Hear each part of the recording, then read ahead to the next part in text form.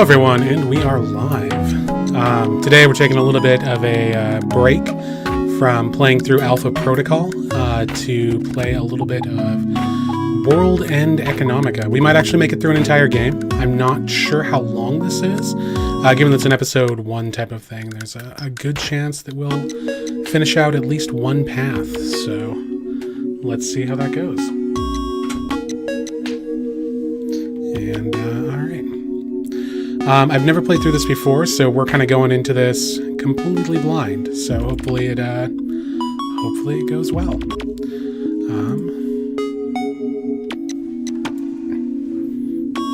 Let's see here. Let's go ahead and start an English game, because unfortunately my Japanese is not that good.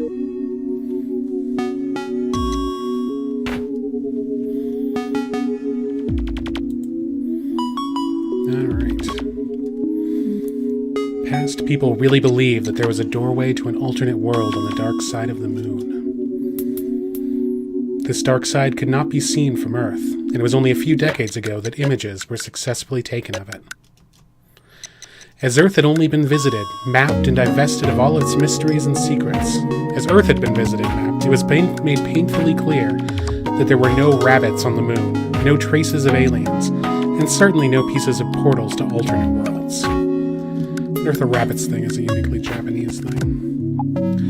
This was perhaps why the journey to the dark side of the moon through the vastness of space was so fascinating for me when my parents took me there as a kid. You know, to the moon. Mankind had never set foot on any of the glittering stars that were arrayed before me. When I realized that, I felt a desire to leave my footprints where no one had gone before. It wasn't until after I learned more about the world that it dawned on me what a foolhardy dream that was. Regardless, it was something that shook me to the core so much that I nearly wet my pants. Afterwards, everything before me became a stepping stone in my mind towards my dream of setting foot where no one had gone before. I had no time to waste. If I didn't act now, then someone else would leave their footprints there first. Faster, faster, much faster. The population continued to grow, and time ruthlessly slipped away. Only a handful could be the vanguard of it all. Not a day went by where I didn't ponder what I could see. It would be a new frontier where familiar places, customs, and the past would not exist. A frontier where every small movement I made would become part of history. The footprints of the first humans on the moon could still be found preserved in the Sea of Tranquility Memorial Hall. Those footprints told uncountable tales. Footprints left in the sand measuring just shy of 30 inches. Even so, they were amazing footprints that sent shivers down my spine. I assume that we have gone to the moon at this point. I'm not sure how this is working out. It should be interesting, though, hopefully. With a click, my mobile PC turned on. I awoke to the whirring of the hard drive. Since I had fallen asleep curled up in my chair, clutching my PC, it was difficult to get my body to move. My body felt so stiff I was sure that a careless motion would break something. Even so, I rather enjoyed the sensation of slowly stretching out my limbs from this cramped position after waking up. It made me feel alive and truly let me know that I was awake. I willed my arms to move, and then my legs.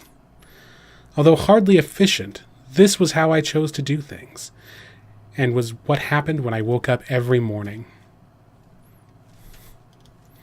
It was a satisfying action, and one I never had a chance to savor before I left home.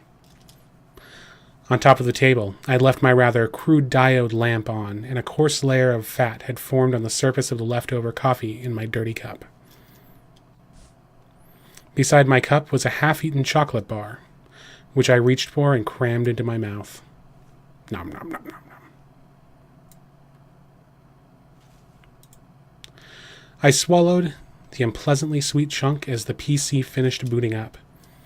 At that moment, my brain went to work as I verified that I had my wallet, memory cards, and bag on me, and that none of it had been stolen while I was asleep. Is he in space? Wait, okay. It appeared that I had survived the previous night. Only then did I breathe a sigh of relief. However, in order for me to survive today, I would have to make some money. It had been 3 months and 12 days since I left home. Telling myself that I wasn't just some well-to-do kid pretending to be a ruffian, I flipped open the organic display. Beep boop. Whoa. I was staying in a cheap net cafe. It was a good-for-nothing establishment that leached Wi-Fi from another shop, and its customers were of equally questionable quality. Whoa, nice hair. Hey kid, fine morning, isn't it? That's apparently what his voice is. As I left the booth to go wash my face, an unkempt clerk greeted me as he played a game at the counter. I figured he wasn't so much being friendly as much as he was making sure I knew he was watching me. The only entrance and exit were next to the counter, and off to the side on the wall were the words, "Everyone pays, no freeloaders." Even though this sad excuse for a building was built on a sewage canal, money was always collected. The only thing that concerned me when I left home was finding a place to sleep. Though I had some money, I couldn't really change my appearance. A fine morning. I'm not fond of your sarcasm, Earth Dog. The clerk's face twisted into a smile at my retort. Well, I guess that's my voice now. Oh ho! It is unfortunate to not know what a real morning looks like, since the weather here is just a computer program. He said that lightly as he returned his gaze to his game. He seemed to be from Earth, though I wondered if he came to the moon as unskilled labor, got fired, and ended up here as an outcast of some sort. It's that hair, it's just not regulation. Why don't you head back to Earth, then? At my words, he turned briefly to glance at me and laughed sarcastically. Well, I'm kind of a dick. I'm not even making that choice yet. Things are a bit better here than down there, anyhow. That's how he responded. Moon scum. Without responding, I went to the washroom and immediately stabbed myself. Sorry, that last part didn't happen. My name's Yoshiharu Kawaru. I was born and raised in this lunar city, so I was genuine moon scum. Not that discount moon scum that you get in the stores. I returned to my booth, entered my password, and booted up the tool application on my computer. A welcome screen, whose only good point was its friendliness, was followed by a merciless and desolate landscape, much akin to the surface of the moon. You know, for a visual medium, they're telling a whole lot of stuff here. Countless lines of words flickered on the screen. Imagine it's the kind of effect you'd get if you took a picture of the undeveloped part of the moon's surface with a low-res camera. The screen showed a session of the Lunar Stock Exchange. This was the kind of place for moon scum like me to make a living. I'll get rich without needing to break a sweat, I said to myself for some reason. I didn't have enough time to earn an honest living. I took a deep breath and went about business.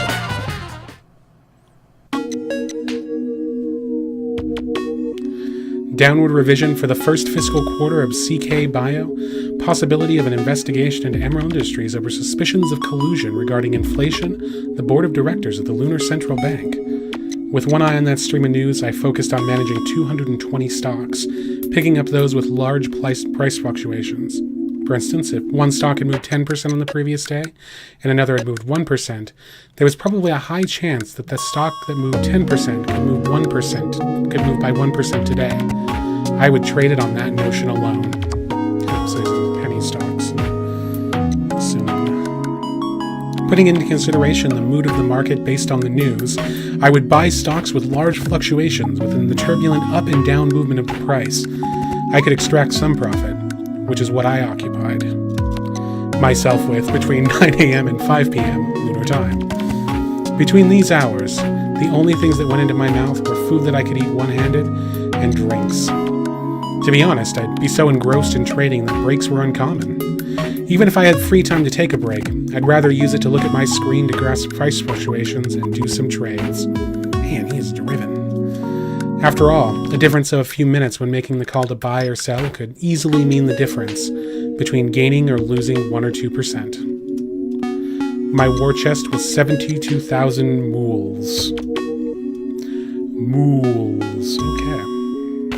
It's an interesting name for a currency. Yeah, there's like moon tools? Moon dollars? I don't know. 1% of that came out to 700 mools. A store clerk here would make 7 mools an hour at best. This was a place where public school teachers' monthly starting salary was 1,200 mools, so I could make in a few minutes what they'd make in a month. Of course, over the course of a day's trading, some people would win and others would lose, but I was on the winning streak of all streaks, and before I knew it, my seed money of 1,000 mools had ballooned to 72 times that. The one and only time I did honest, hard labor in my life was to build that seed money. Since then, I've just been building up my assets through these trades. While the gains were a little less than what they used to be, the greater your assets grew, the faster they grew. So it didn't worry me. It'd be what they'd call a snowball effect. I'd never seen snow before, but I'd seen videos of Earth before, and so I was familiar with it. I decided I was going to make even more money and then live in the center of this lunar city. It's a place where tons of ridiculously smart people were gathered. It's said that 70% of this world's wealth was held by the people there. Which oddly is still slightly better economically than how the wealth in the earth currently is held. Anyway, politics. I'd live it up there, and then, the back of my head was high on these kinds of delusions as I performed trade after trade like a man possessed. That's why it took me a while to notice. I finally did after I got smacked on the head. Yo, kid! I turned around to see the clerk from before standing in front of the booth's open door. What, you want money? Since when did this place become prepay? Or what, was it something else? Was making money not allowed here? What do you want? I'm busy. As I glared at him, the overly skinny, bleary-eyed clerk let out a tired sigh. That's your reply? I came to tell you the police are on their way to gather up street urchins and... Before the clerk finished his sentence, my PC had been closed and thrown into my bag. Hey, wait! The employee grabbed my shoulder as I tried to push him aside and exit the booth. Though he was thin, he was still muscular, strong enough to remind you that he was an adult. Still, I always kept a set amount of money in my breast pocket for times like this. I grabbed it and thrust it into his hands. Keep the change. Put on my hat, shouldered my bag, and ran down a narrow corridor. Wondering what was going on in the booth, a bunch of guys who looked like they'd just mumble useless replies to any police questioning peeked through the cracks from their booths, wondering if someone had been arrested. Whoosh. After sliding past the dirty counter, I made it to the store's even filthier exit. The chipped-away paint and rust made the already cramped building feel even more claustrophobic. I ran straight down the hallway towards the open air.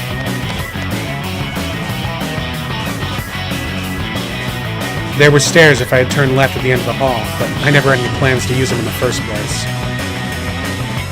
Without a moment's hesitation, I kicked off the floor, jumping as high as I could. Passing over the concrete wall, my body flew out over the street. Because the cafe was on the 5th floor of the building, there was a heck of a view below me. I jumped towards the wall of the building opposite of me and then kicked off from that wall, aiming back towards the wall of the first building. Once the sole of my foot hit a pipe on the wall, I jumped straight up with all of my strength and resolve. Human genes have been fine-tuned for living on Earth over millions of years, so with some weight training, anyone could perform feats like these on the moon where the gravity was lower. What you couldn't do was allow yourself to miss your daily training. Jumping from wall to wall, I quickly reached the 14th floor of the building next door. Interesting. I guess my heart rate did go up a bit. I glanced down to see a pair of blue uniformed policemen looking bored as they tapped their batons on their shoulders and climbed the stairs. Suckers. It seemed the clerk wasn't playing a prank on me when he gave me that tip. I already paid my thanks to him when I handed him that money, though. By now, he should probably have already used the change from it to kick back with a store-bought beer. That's a weird way to separate out there.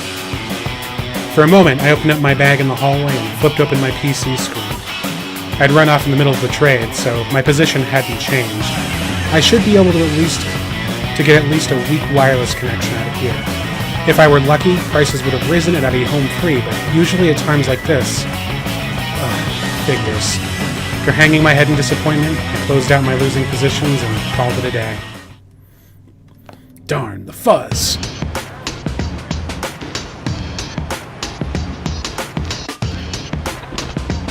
Nothing good could come from wandering around downtown in the middle of the day. After jumping from one building to the next, I decided to walk down a deserted hallway towards my favorite Chinese restaurant. It was a time of day when most people my age would be at school, so walking around carelessly would get you chased down by cops before you knew it. Now, we are like probably 10 or 15 minutes into this game at this point, and we have not yet made any decisions whatsoever. Until you turn 18, the legal age here, it was mandatory that you belong to some sort of educational institution. Some people would say that this was a good thing, while others grumbled about government-funded programs. Things never change, I guess, even on the moon. I fell into neither camp. My way of dealing with systems I didn't like was to quietly escape them, not to loudly criticize them. On that note, this area, with all of its complicated passages and extreme elevation changes, it's not odd to see the 7th floor of one building be next to the basement of another. It was convenient for people like me. Not to mention the overgrown vegetation here and there that acted as good cover on the moon. These plants weren't originally included in the city plans, but had leaked out of one of the many lunar laboratories where they were messing with their genes.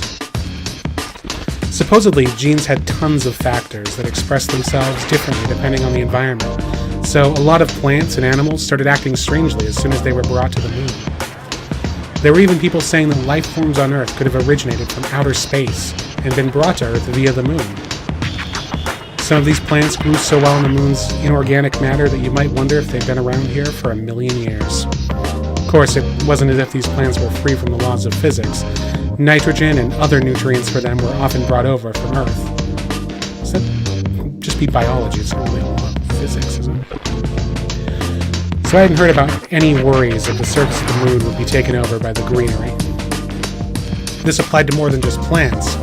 As for the humans here, it didn't matter how many ultra-elite think tanks came to energize the lunar economy and its industries. Life here just wasn't sustainable without sending a lot of things over from Earth. According to the government statements, even if the orbit elevator were to stop moving today, there was currently enough biomass here to create an enclosed, recycling-based environment. In other words, we'd be able to eat food, crap it out, and then use that crap to grow more food to eat, and so on. They'd be able to make a ton of electricity with solar panels while collecting direct sunlight to use as a super hot source of heat. So maybe they're right? I mean, people even say Earth was in more danger environmentally since they're still relying on oil and nuclear power. I didn't know who was right. Whatever the case, I had dreams, and if it meant making my dreams come true, I didn't care if it was on Earth or the moon. After all, my dream was to stand at the forefront of humanity. It'd be a place where you could only look forward and live by advancing onward. Who cared about what happened to the world behind you? And if I couldn't make this dream come true, then there'd be no reason for me to live. That was why, to put it logically, I never worried a single bit about the moon's environment or whatever. What I worried about was how much money I made and how fast I reached my goals. While I was thinking these things, I passed through the thickly vegetated tunnel towards high ground. It was a clear day, as it always was on the other side of the translucent membrane. The visible half of the mist-covered Earth looked small. The sky over the lunar city was wrapped in a see-through dome, and right beyond it was outer space. Gravity was weak on the moon, so you couldn't naturally keep large amounts of gases stored up on the surface. Also, well, apparently each 24-hour day on Earth had a morning, afternoon, and night, which was followed the next day by another morning. The moon alternated between 2 weekdays and 2 weeknights. However, the human body cycle was set differently, thanks to 10,000 years of living on Earth. Because most of the people living on the moon were immigrants from Earth, its dome was adjusted to give off light in an Earth-like way. It even had sprinklers attached to it so that it would rain. However, I'd only seen things like downpours and thunderstorms in videos. When it rained here, it was always just a drizzle. Strong winds never blew here. The only winds felt here were the slow, coiling movement of the atmosphere due to centrifugal and Coriolis forces, as well as the gentle breeze of the air inside the dome being mechanically circulated. I strayed from the street onto a grass-covered cliff and jumped upward with a grunt. I kicked off a tree branch and rotated my body to land on the top of the tunnel. This was a box seat where you can look down on the greater part of this city. I grabbed some beef jerky out of my bag and bit into it. According to the guys who came from Earth, this wasn't at all close to the real thing, but it's the only beef jerky I knew. Okay. There were a number of cities on the moon, and the one I lived in was the very first city to be created, and I could get a clear view of the whole thing from here, much like I said earlier. There was a spot in front of me where pointed skyscrapers sprung upward, one after another. The spot in front of me where pointed skyscrapers sprung upward, one after the other, was called Newton City. It wasn't like entry here was regulated. However, it had the feel of a special zone where only certain people could enter, since it was full of giant corporate buildings. Even public places like shopping malls and parks were overrun with police and city regulations. Most wealth here was created in Newton City, and you could find famous tycoons with assets worth over 10 billion mools all over the place. If you had that much wealth, you'd undoubtedly be able to be on the forefront when humanity took its next step. Money would make about just any desire you might have in this world come true. In this world, money ruled all. Like a photograph of the moment, a drop of liquid hit a pool of the water. A group of skyscrapers stood in the dead center of Newton City, while the buildings around that area were suddenly much shorter. That area was where the middle-class people who worked in Newton City lived.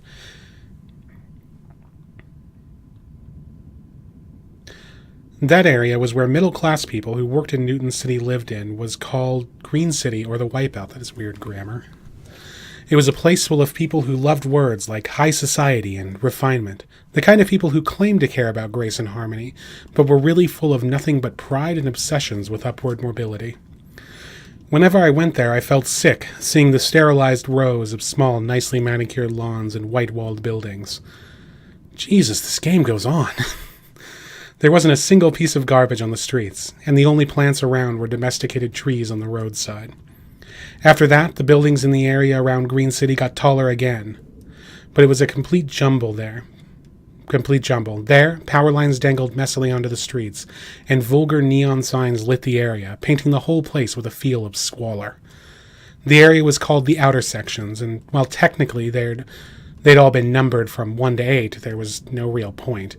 If you considered Newton City the center of everything, the north was full of factories. There you could find silicon dioxide dissolution factories, fertilizer synthesis factories, automated plantations, and so on. On the east side was the village where I lived. That area was notorious for its hard-nosed residents. You could also find settlements of old-timers who you might call artisans in the area, which made for a countless number of small workshops. Most people didn't have the luxury of being able to do something like transport wooden furniture via orbital elevator, and land was expensive on the moon, so the houses of Green City were small. As a result, handmade furniture created with the size and shape of your house in mind was far more popular than ready-made furniture. I was told that my parents were aiming to live together with plants brought from Earth in exchange for making furniture out of wood. Even though factories existed that used the best scientific advances to maximize harvest rates as much as physically possible, they still grew plants by hand for some reason. They seemed to at least have their customers, but I didn't see a single enjoyable thing about being covered in dirt. It just made me wonder why they even came to the moon in the first place. This wasn't a place for stuff like that. The moon was supposed to be a place where you directed your gaze to the top of the inorganic buildings that line Newton City. Damn hippies. And if I shifted my eyes to the left, I saw an area haunted by those who couldn't keep up in that struggle. Here, when buildings started rusting, no one would bother to repaint them. It had been nicknamed the Red Valley. The reason it was called a valley was because the Newton... Jesus, you don't have to explain everything. The reason it was called a valley was because when Newton City was originally built on a flat crater floor, all of the low-income earners made the Rocky Mountains surrounding the city their home. And by Rocky Mountains, I didn't quite mean something like the harsh mountainous environments you might find on Earth. It was actually closer to what you might call highlands.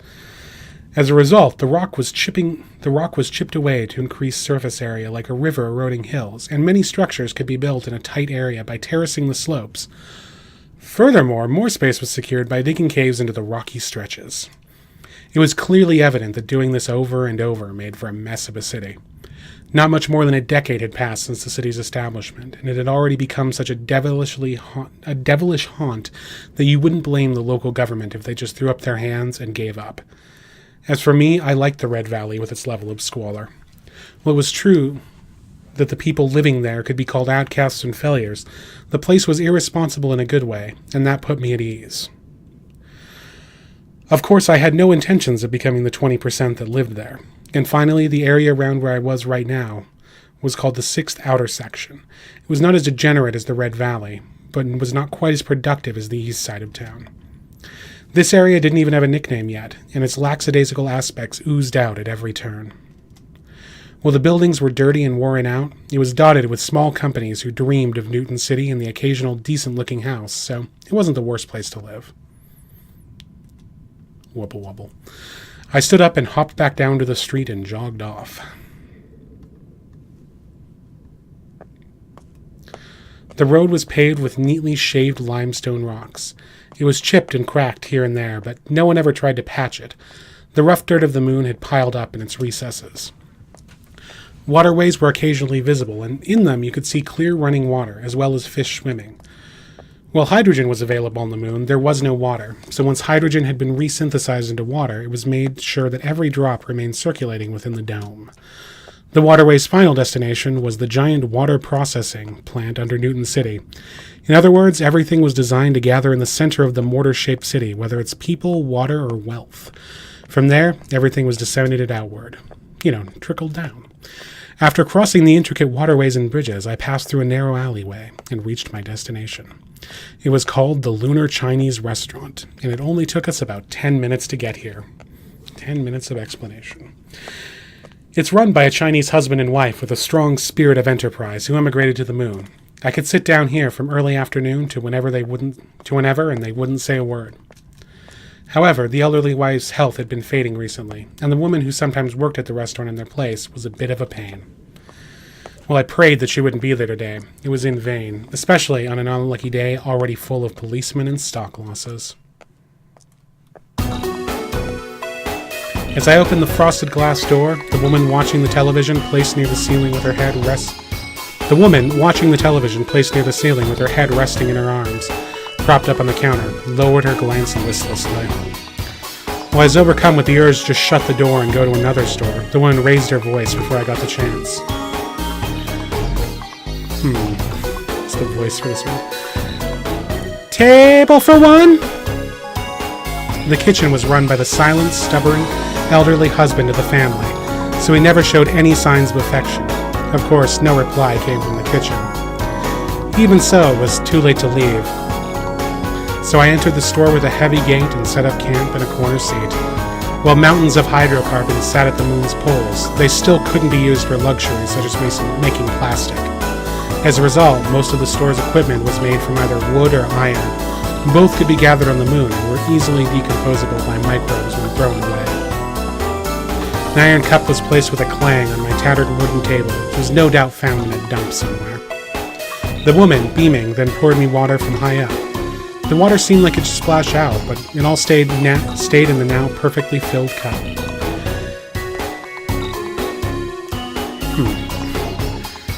Let's see, try to get it higher in life. You showed up, you delinquent! It sounds like the clerk. Crab omelet over fried rice. I made my order bluntly without a proper reply. The woman was about 20 years old and had bright, healthy hair.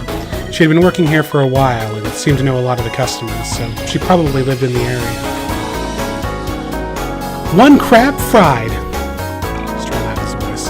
The woman yelled cheerfully towards the kitchen. Then, of all things she could have done, she sat down across from me. Except her body was off to the side and her vision was fixed on the TV. She seemed interested in some plot point in the drama she was watching. I heard that actor there on the right now. He's going to negotiate his next title and bask in space at the same time. A beautiful actress from around here is accompanying him. I didn't ask, but she informed me anyway. I ended up glancing at the screen as I silently took my PC out of the bag. He's a little too handsome, though. Well, that might be true. I stifled my urge to reply with a "so what" as I placed my PC on the table and switched it on. The PC was loaded with financial information and charts of historical prices for the 4,000 stocks on the Lunar Stock Exchange. In order to make a profit tomorrow, I defined my next target. Oh, want to use our power? I raised my glance after being asked a question and found my eyes meeting the woman's. She had beautiful, almond-shaped eyes that were even brighter in color than her hair. She must have led an easy life, I thought to myself. Nevertheless, it'd be helpful if I could use the restaurant's electricity. Even if I did decide to go back to that half-assed net cafe, the rates were cheaper at night. The problem was that my battery might not last until then. I silently took out my adapter and plugged it into the cord that the woman, still seated, had lazily dragged my way with her foot. As I hugged the ground in order to plug my adapter into the outlet, I mischievously twitched the toes in her sandals. Perv. That was what she said to me once I raised my head, but she wasn't even wearing a skirt. Naturally, I ignored it and booted up my PC. After that, the woman stopped messing with me, and the only sounds in the restaurant were the filtered voices from the television and the swinging pots in the kitchen. This was a quiet area without much foot traffic, and it felt like time passed slowly here. The thing that made me go far out of my way to come here, other than the fact that they wouldn't report me to the cops, was this tranquility. What did you eat yesterday? Well, it was pretty tranquil until the woman suddenly asked me a question. What did what I had to eat yesterday have to do anything with you? I ignored her as I stared at my screen, but she wouldn't stop looking at me. Her face, visible from the corner of my eye, didn't make it look like she was particularly interested in the question, but she wouldn't turn away. Defeated, I raised my glance, and at that moment, she grinned. Pasta, I answered, then turned back to my screen. Mr. Personality. I updated my data while I was in the cafe, so I searched for any corporate news that might affect the market in the next few days. From where? As I clicked my tongue, the woman's smile, as expected, disappeared. She didn't get mad or stand up, though. That doesn't suit you, you know? She said this so seriously that instead of getting mad, I ended up blushing. She's treating me like a complete child. Big Bowl Cafe. It was an arrogantly named place for a nearly illegal operation. You see, bowls were symbols of strong markets. For that reason, the bronze bowl is placed in front of the biggest financial districts in the world, like America's Wall Street or the Hong Kong Stock Exchange. Wow, that's hard to say. So for me, the place was good luck. Huh, so Soralt's handmade pasta. Soralt? Wasn't there a real skinny guy there? That guy owns the place. I was a little heartbroken at those words. I was sure he was some loser who worked there by the hour, but to be the owner of a store, big or small, was a fine example of capitalist. Not only that, I was heartbroken to hear that I was eating his pasta. I mean, it was good. I taught him how to make those. The woman beamed with pride. Wait, if she taught him, then where did they know each other from? Don't tell me they used to be lovers. As I dreamed up juicy scenarios in my head, I stared vacantly at her face as she turned back to the television. So, was that lunch? Dinner? Huh? Did you eat that for lunch or dinner? I didn't have the slightest idea as to why she was asking me for all these details. It was probably because of some stupid made-for-women horoscope that she watched every day. It was something like, if you ask a boy you meet today, what and where he ate each meal yesterday, your lucky color is yellow, and your lucky word is optimism. Dinner. What about lunch? I started to click my tongue, but being told straight-faced that it didn't suit me, I ended up holding back. No one might have noticed this fact because she was grinning slightly. I answered her after telling her in my mind to shut up. I didn't eat it. Really?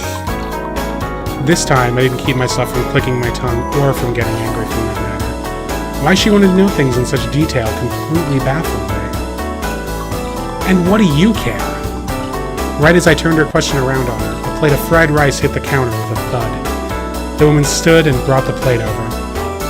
Then, right as I thought she was going to place it on the table, she kept the plate in her hand and looked down at me.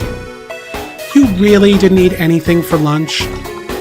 As if to show her that I was trying my hardest not to click my tongue, I started to scrape my upper lip with my teeth.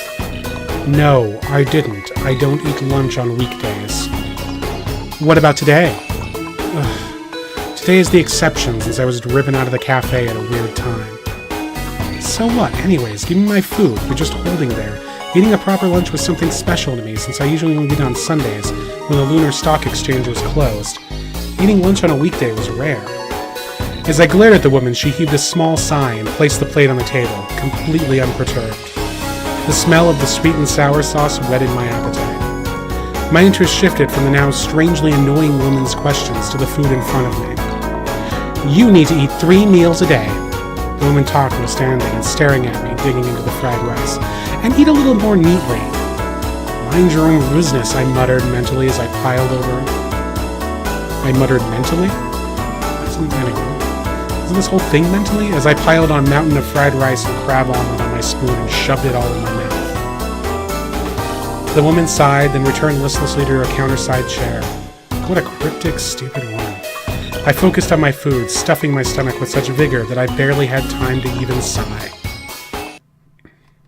Someday, folks, I assume we're going to make a decision that, or I completely misread what this game was, and it is in fact literally just a visual novel. After filling my stomach with fried rice, I ordered the ayu jelly, a sweet and sour gelatinous dish. It was unusual to see this dessert around here, but it was definitely delicious, if a little expensive. Since today was a cursed day, though, I thought it might be just the exorcism I needed. You've got the money, right? The woman doubted me after I made my order, but of course I had enough money for a regular meal. You could rent a cheap apartment for 400 moles a month, so I could live on my own pretty easily. The reason I actually couldn't was because there weren't any places a minor with no guarantor could rent. I heard that on Earth, people in my situation were sometimes able to make it happen. Unfortunately, lunar cities were only accessible via orbital elevator, and so everyone's identity was known. If I went to rent a house, they'd immediately run my fingerprints and an iris scan, and then contact my parents. Unless you were an extraterrestrial, if you're on the moon, they know who you are and where you're from. Have I ever stiffed you?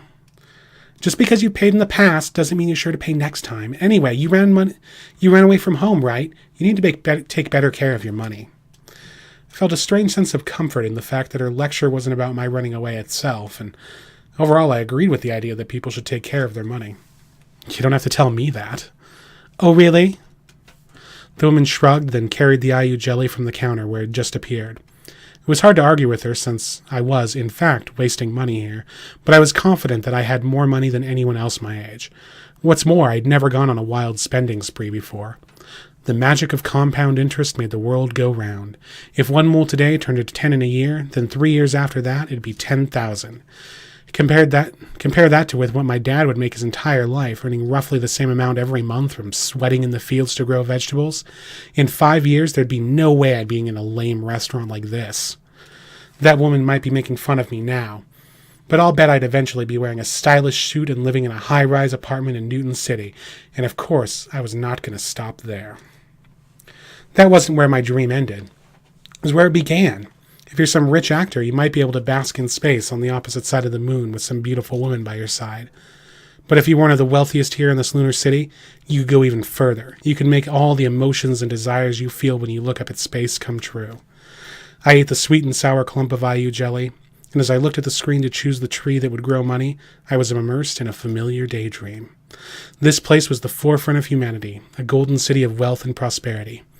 I would run through the city's gates. I'd outwit the geniuses and prodigies from Earth to take my place there at last. I silently got myself worked up during this quiet early afternoon in a Chinese restaurant. I moved my touch mouse back and forth, and just as I'd brought up the display for the prominent, even on the moon, investment bank E.G. Rochberg, customers entered the store. I thought it was strange that customers would come in at this hour and raised my head. Bubbo. That moment, a feeling ran through my body like an ice cube had just been stuck up my asshole. Oh, it's the popo. Welcome. 2, please. Yes, sir. Table for 2. The woman said this in her usual carefree voice, but the words barely entered my ear. I lowered my cap even further over my eyes and hunched over, trying to hide in the reflection of my PC display. Looking at the clothes, it was unmistakable. The pair who'd just arrived at the table on the other side of the restaurant were police officers on patrol. I'll get the tension done. Same here. Very well, 2 tension. It seemed like they just chose this place randomly during the patrol, but who likes eating in the same restaurant as the cops? Not only that, I think those 2 were the ones who were at the Big Bull Cafe, according to my faint memory. The patrol route for the police didn't include going into cafes, so someone had to have tipped them off somehow. It's not some sort of invisible man, so someone surely must have been hanging around a weird place at a weird time. Or that someone was what it was. If they told the police there was some shady-looking kid around, there'd only be a handful of places they'd search. It was totally possible that those 2 were looking for me. It might also be the reason the policeman facing me was glancing at me now and then. But to think that he'd take off and lead us on this wild goose chase. The policeman with his back to me suddenly spoke up. The cop looking at me waited a moment before replying to his partner. Well, it was just some big shots looking at maps all day who decided how wide our area of jurisdiction was to be. There wasn't any public survey system in that area either. But I think that if he were hiding somewhere, it would have been in that net joint. The storekeeper there was a pretty sketchy-looking guy, too. Maybe we should grab him and roughen up a little. Don't judge by appearances. He ended up having a pretty impressive history, didn't he? Yeah, I guess. Man, I should have studied harder at the academy. Never thought I'd be assigned to boonies like this. Location has nothing to do with it. You just need to carry out your duties. You're right. So they really were looking for someone. But the owner, that Seralt guy, had an impressive history? I couldn't even begin to imagine. What do we do after this? If we go by the book, we'd start the usual thing with questioning people. His co-worker, facing me, took a sip of water and went quiet, as if in thought. I got the feeling he was taking a good, hard look at me. In my mind, I was praying that they gave up on the questioning and just went back to their nest. If we call in for reinforcements, we're just going to get laughed at. Looks like we've got no choice. Anyway, our duty is to keep the public order. Cracks in public safety begin in the smallest of places. Even if it is just one boy, we can't just let him get away. My heart felt like it might jump right out of my mouth. Now there was no mistake. They were tipped off by someone who were out looking for me. Lunar cities were nuts about keeping public order. Even in the Red Valley, where suspicious guys wandered the streets, there was not even the faintest trace of any real danger. It was just a degenerate, pleasure-seeking town. Everyone knew just how risky committing an act of physical violence was in a place this small. After all, if you were deported by the residential management court, there'd be no question that you'd never be able to come back. The only people exempt from that form of punishment were people who were born on the moon. Even then, if you committed second-degree murder or worse, it was not so certain. Of course, I wouldn't be subject to the penal code just because I ran away from home, but the overall zeal for maintaining public order would mean that I'd be sent back home. After that, I'd probably be forced to report to a local facility every day until I became an adult. While that happened, I'd grow further and further away from the front line of the world and would eventually be swallowed up by the masses. I fixed my darting eyes on my hands and thought desperately, how should I escape from here? If I grabbed my PC and ran, the plug would get in the way. Do I unplug the adapter from my PC, then take off running with just the unit? My identity could give away by the adapter, but it was still better than being captured. Or should I stay still right here and wait for them to leave? I'd like to do if that's possible, but the officer staring at me seemed like he was about to stand up and shout, "Hey, you," at me at any moment. My cold sweat dripped onto my keyboard. Wait, that woman wouldn't have ratted me out, would she?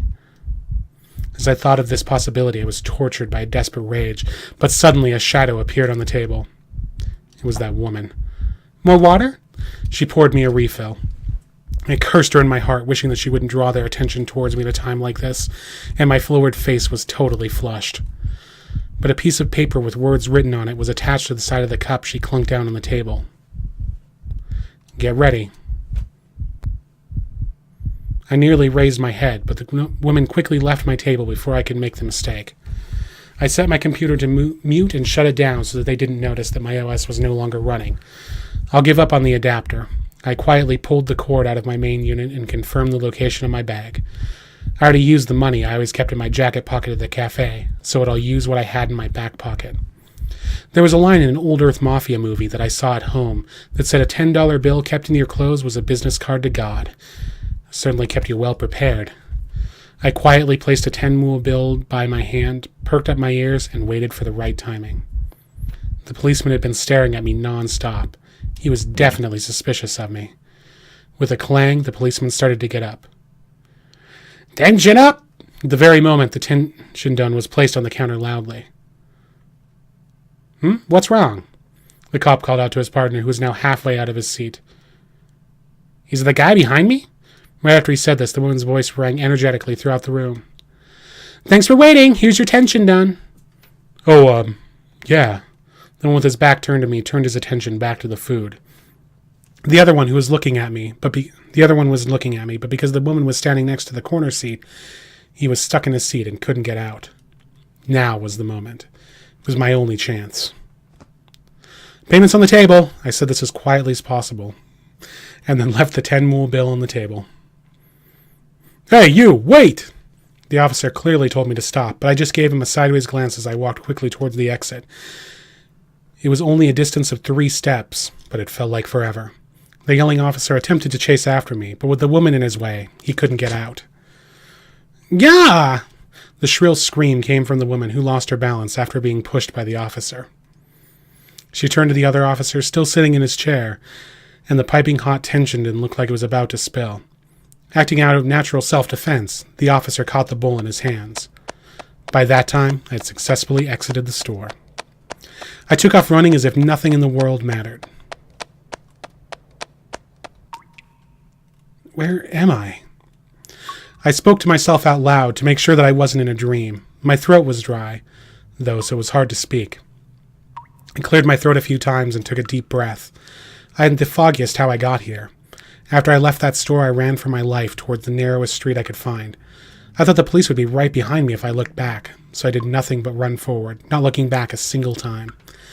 After that, I must have found a handy-looking tunnel to hide in, and then fallen asleep inside it. The pain throughout my body must have been from sleeping in the same position the entire time.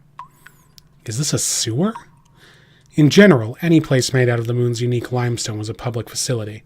This place had a cool, rough limestone floor, as well as matching walls. Between that and the sound of running water, this place had to be a sewer. Right then, I noticed a slight glow around me. Is that from the exit? It seemed like I was nearly passed out, and while I had no idea how long I'd been asleep, it must be night now. The fact that the lamps were lit made me certain of it. Slowly and carefully, I began to walk. Suddenly, the road turned into a dead end. I could see the light source on the other side of the wall that I now faced, which was even taller than me. Exclamation point! I let out a quick gasp because it looked as though something on the ceiling had moved. But the only things there were strangely wavering lights and shadows. Like a small bug attracted to the light, I took off my bag and climbed the wall.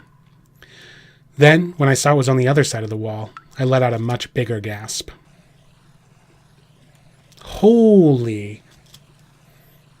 Before me was a huge, spacious atrium. I was near the top part of the atrium, and I could see more passages on its opposite and right sides. However, the most amazing part was the waterway passing through the base of the atrium. Clear water flowed through it like gentle rapids, and most of the sound of the water must have originated there. The bottom of the reservoir glowed a bluish color. Occasionally, a fish would move, and its shadow on the ceiling would swim as well.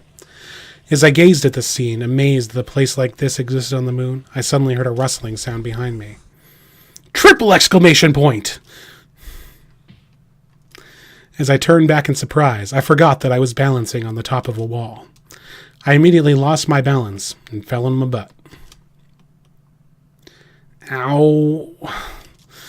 All of a sudden, I saw a pitch-black figure in front of me, rifling through my bag.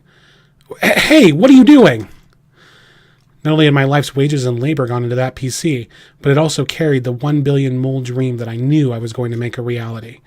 My body moved before I even had time to think, and I tackled the figure. I threw myself at the shadow, covering its face with my left hand and aiming for its throat with my right. It was a technique that an immigrant from Earth taught me when I was growing up in a village full of muscleheads. It was an incredibly effective technique, and it had to be. It was used by someone who came from a place where a failed government was replaced by military forces who had seized the UN food supplies to be used as aid and would toss it around as if they were feeding animals. Because I was looking in the light coming from the waterway, my eyes still weren't used to the darkness. The passage was narrow, though, so I couldn't miss. Not only that, but my opponent was weaker than I had thought, tumbling over as soon as I connected. Right at that moment, I saw a small, plank-like object fall onto the floor. The glowing object looked like it could be some sort of computer terminal. However, I was too busy about thinking about punishing this idiot who was searching through my bag. Top of the bastard's body, who was either not resisting or too surprised to, I kept my grip on their throat and balled my other hand to the tightest fist I could make. Die! I froze, my fist still overhead.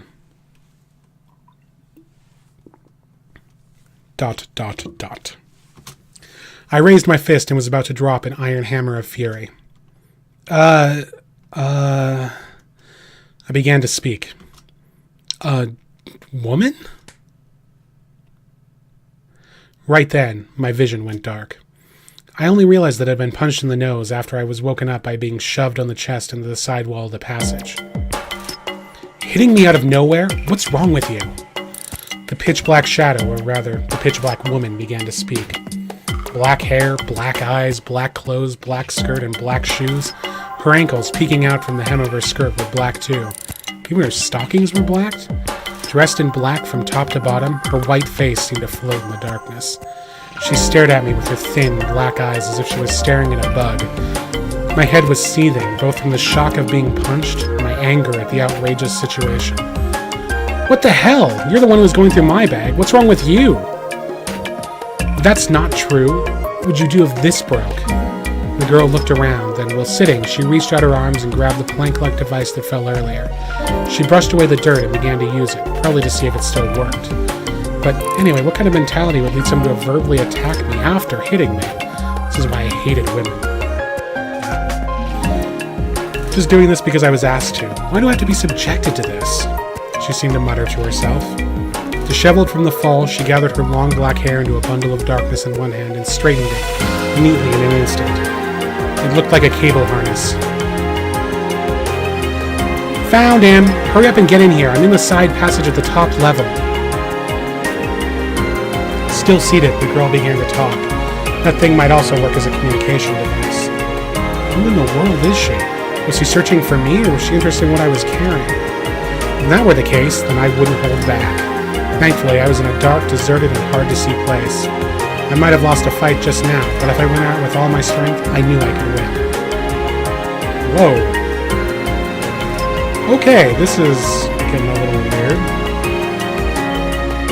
That in mind, her arrogant attitude and expression might come in handy. Alright. I hear you. Wait 1 minute. The floors get complicated around here. As soon as I heard the voice, I felt a dark urge in my chest disappear. I'd heard that voice before. It was the voice of the woman from the Chinese restaurant who allowed me to escape. Hurry up, Lisa, said one of the voices. The girl spoke curtly into the terminal. I feel like I'm losing brain cells just being around this guy. I was dumbfounded for a moment, then glared at the girl. Huh? The girl glanced at me, then quickly turned away. She acted as if she had a stray dog barking outside her window. She was clearly acting in the intolerable way that only women can, making it seem as though no insult or abuse hurled her way could possibly affect her. I was the type to get really angry when something I say is ignored. It's not even enough of an adult to suppress my irritation at her, not caring how lame I might be looking. Still glaring at her, I pulled my bag towards me and made sure that nothing had been taken out. Nothing seemed wrong. Only there seemed to be something like a piece of dried macaroni at the bottom of my bag. It was partially metallic, and a small green-sized rice light was flickering on and off. Around that time, I figured out that it was a homing device, much like you'd use on a pet dog. I heard footsteps from the other side of the passage. The woman who appeared shortly after was unmistakably the one from the Chinese restaurant. While she was irritating, she had also saved me.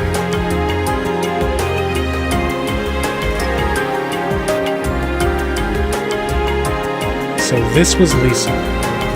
Phew, finally found you. I told you reception is bad around here, the girl in black replied. But I found you. It took a little while, though. The woman wiped her forehead, which made her finally realize that her hair was in a mess. I'm amazed that you got all the way to a place like this. Were you here the whole time? While the woman talked, she took out the flat device from the sitting girl. After inputting a few commands, the macaroni-shaped light in my hand stopped blinking and turned yellow. Is this a tracking device?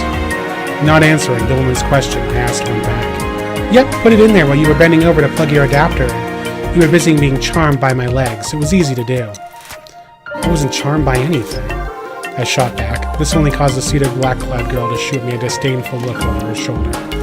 Well, I apologize for putting a homing device in your bag without asking. No matter what the reason, it isn't a nice thing to have happened to you.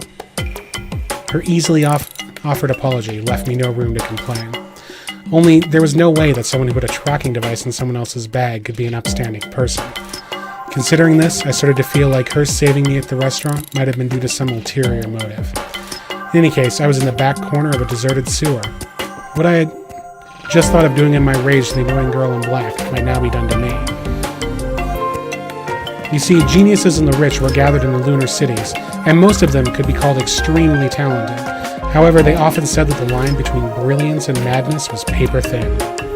There was no shortage of stories along the lines of mad scientists performing unspeakable experiments on a nightly basis, or of wealthy perverts committing sickening acts one after the other. I looked up at the woman, the shaking reflection from the water dimly reflecting on her face, and grabbed my bag with one hand. I was careful enough to spread my money across different pockets, so of course I carried at least a small weapon.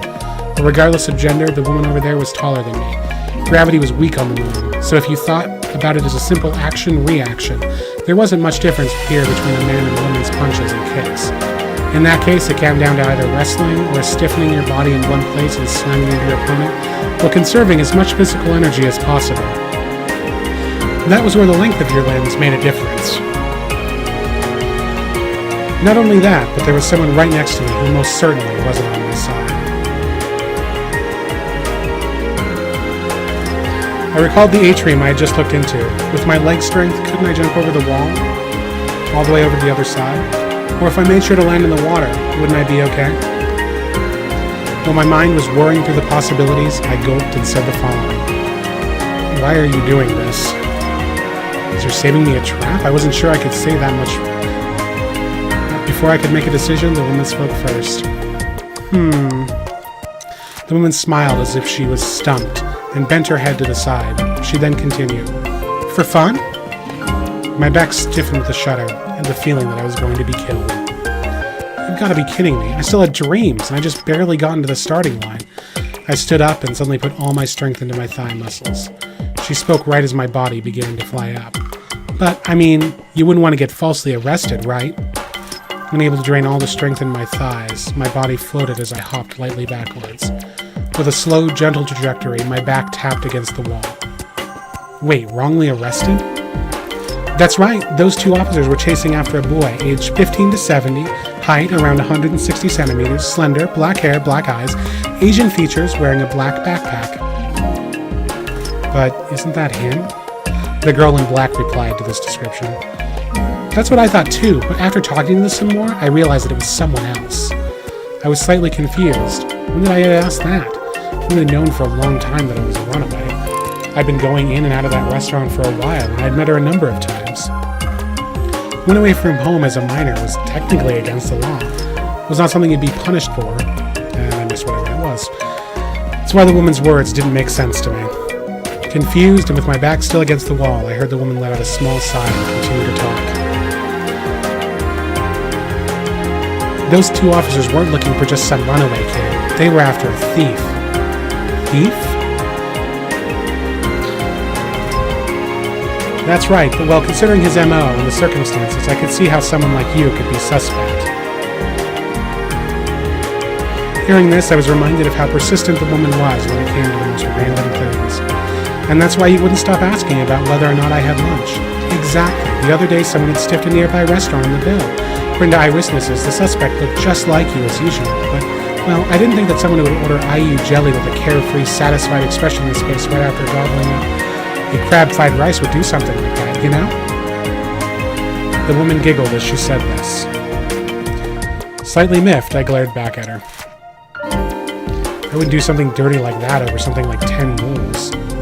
Of course not. I checked with Sorrel too. Oh, and I made sure to hold on to your change in your adapter. That made me feel a little relieved. The adapter was especially important. If you were smart enough, you could do just about anything with an electric appliance, so most purchases required showing personal ID. If my adapter were to get returned to the police as a lost article, they'd figure out my identity in a snap. I heard that on Earth, even a child could anonymously buy parts that could easily be made into a cutting-edge missile. Now that was a scary place. So, well, that's what's going on. You should come back to my place. I honestly could not understand what she was saying, because I had suddenly had a brain aneurysm and was dying. What? Are you thinking of going back to that cafe? I just asked Sirwal, and he said that 4 stern-looking guys are taking turns patrolling the place. It was not a result that was hard to predict. Only if that's the case, then I'd be back to sleeping on the hard ground of some deserted area. Alright. As fascinating as streaming this has been, and reading you this storybook has been, I think that we are going to call this game here. I'm going to take a quick break, and then we will be back with something else. So, hopefully you guys enjoyed the reading of World End Economica up until this point. If you're interested in finishing out the story, it's available in the Humble Bundle right now, and the Valentine's Day Weekly Bundle, so feel free to pick that up. And I will be back with another game of some sort, so stay tuned, and